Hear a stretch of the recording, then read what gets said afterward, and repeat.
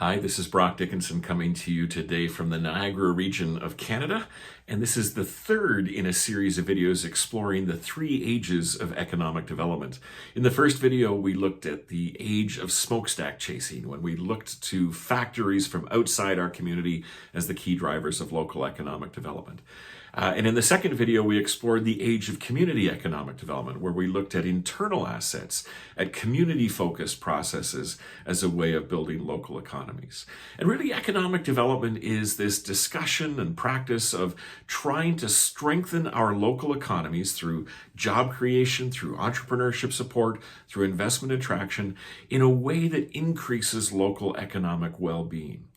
And in order to understand the way that we do this work today, it's important to kind of understand these three phases of economic development that we have come through over time to gain insight into the sort of toolkit that we work with today. And the third of these ages of economic development, the one that we're in the midst of now, might be called the age of knowledge, might be sort of thought of as a time in which information, innovation, and technology are reshaping the way the economy works. So in that first age, we focused on a lot of real estate issues. We said we got to bring factories and large-scale employers to our community. In the second age, we sort of said, hey, maybe that approach doesn't encompass everything we need to do. We need to focus on local businesses and local ventures as a way of kind of strengthening our opportunities. The third age of economic development really caught us by surprise because of fundamental shifts in the way that the knowledge economy worked. This was very different than previous economies, and the key reason for that is right there in the name. In the age of smokestack chasing, how do we compete in economic development? Well, on the basis of cheap real estate. In the age of community economic development, how do we compete? Well, on the basis of the kinds of assets that we have in our community. But in a knowledge economy, there's only one source of competitive advantage, and it's right there in the name. It's knowledge. What kind of knowledge do we have in our communities? What kind of skills, what kind of education, what kinds of talent, what kinds of creativity exists within the community, and how can we capture that for economic purposes? Now, the knowledge economy really starts to emerge in the early 2000s. We think of the dot-com boom, for example, and the emergence of Silicon Valley as this key driver of the world's economy. And initially, a lot of economic developers said, I don't really understand this knowledge space. So how am I going to survive and thrive in what we do here? I know. I'll do some R&D, right? I'll rob and duplicate the best in this field. And who was doing well in this emerging economy? Well, Silicon Valley became the poster child for innovative approaches to growing this sort of economy. So everybody rushed out to emulate Silicon Valley. And we can think of communities all across the North America and around the world that rebranded themselves. Places like Silicon Forest and Silicon Vineyard and Silicon Village and Silicon Gulch, all across the United States, communities relabeling themselves. My personal favorite, down in the state of Georgia, there was an initiative called Silicon Swamp, because you always wanted to locate your business in a swamp, right? And of course, the United States wasn't the only place to do this. In Canada, there was Silicon North in Ottawa, and Silicon Island in Cape Breton.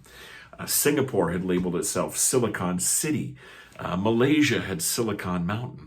The challenge in this context was that as we moved into the knowledge economy, if a company or an investor or an opportunity needed Silicon Valley, there already was one. There's no need to go to Silicon Swamp. If you're really looking to go to Silicon Valley, you can just go there.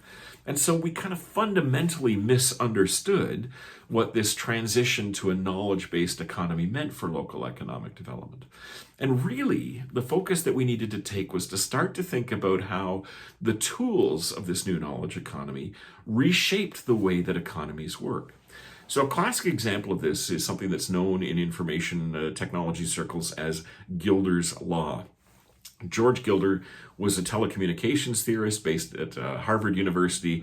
And Gilder's Law was this notion that he coined in the 1990s that said that basically the cost of transferring one bit or one piece of information falls in half every 12 months. Well, sounds fancy, sounds great. Practically, what does it mean? In 1946, if I'd wanted to make a 3-minute phone call from New York City to London, England, that phone call would have cost me $650. How much does a phone call from New York City to London, England cost today? Essentially, it's free. That's Gilder's Law in action. That we've taken something that costs $650, we've cut the price in half every year until we've reached a point where it's virtually free. Now imagine that I'm trying to do economic development in a community that has a 1946 telephone system. I cannot possibly compete with the community that has kept pace with Gilder's Law. And so part of what the knowledge economy taught us was that as technology transforms the economy around us, we need to be better at thinking about, at understanding, at employing these new tools in ways that accelerate and grow and develop new kinds of industries. One of the key people to first sort of introduce this concept into thinking about economic development was Dr. Richard Florida, originally at Carnegie Mellon University, now at the University of Toronto. Around the year 2000, he wrote a book called The Rise of the Creative Class, in which he argued that a new creative class of knowledge worker was using this understanding of the knowledge economy to reshape economic opportunities. Now, when I first heard the term creative class, I thought, singers and dancers and acrobats, right? And that's part of it. But essentially, Florida's concept of the creative economy was that anybody who uses their mind rather than machines or muscles to do their work is part of the creative economy. So yes, singers and dancers and acrobats, but also scientists and engineers and designers and medical professionals and spiritual and religious leaders, anybody who works in a knowledge-based profession. If we go back to 1900, it's not like these creative jobs are something new that we'd never seen before. 125 years ago, they made up about 10% of the workforce in the United States. By the end of the Second World War, that 10%, though, had increased to 15%. By the 1980s, it had grown to 20%. And today, if we look across the industrialized world, about 1/3 of all workers work in the creative class. And that 1/3 of all workers earns about half of all the wages paid. A couple of Swedish economists, Kjell Nordström and Jonas Ridderstråle, talked about the notion that in this new knowledge economy, the most critical resource for any company or for any community wears shoes and walks out the door around 5 o'clock every day. And so what drives this new knowledge economy is skills, it's knowledge, it's talent.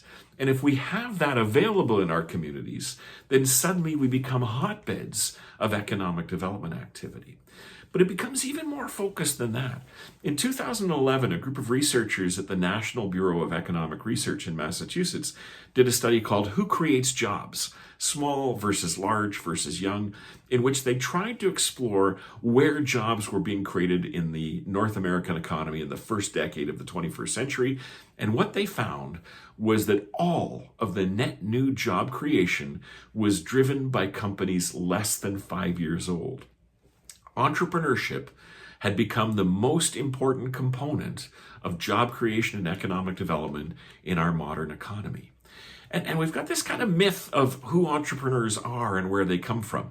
We talk about the garage startup, right? Hewlett-Packard started in a garage in Palo Alto, California. Google started in a garage. Microsoft started in a garage. Even outside the tech sector, Husky Injection Moldings started in a garage in Bolton, Ontario. There's this sense that entrepreneurs are squirreled away in their basements and their attics and their garages, and this is where creative ventures come from. And as we started to realize that entrepreneurship was the key driver of economic development in the 21st century, we had to find ways to set those entrepreneurs free from those garages and basements. We had to get them into places where we could engage with them, where we could mentor them, and where we could support them to maximize the economic development impacts of what they were doing. And this led to the creation of incubators.